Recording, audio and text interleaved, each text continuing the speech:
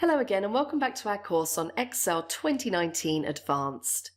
In this section I'm setting you exercise 8, and in exercise 8 it's a little bit unusual in that the starting workbook just has instructions in it. And I'll show you my answer in a moment, but here are the instructions.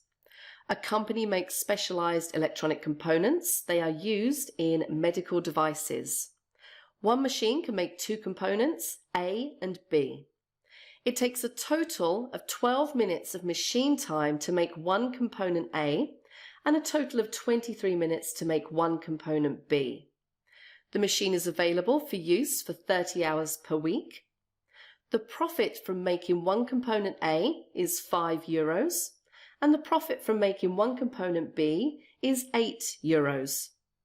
The requirements of the medical devices are that there must be at least two component Bs produced for each 5 component As. How many of each item should the company produce per week to maximize profit? And what is the maximum profit per week? So that is exercise 8. Now let's just quickly take a look at my solution.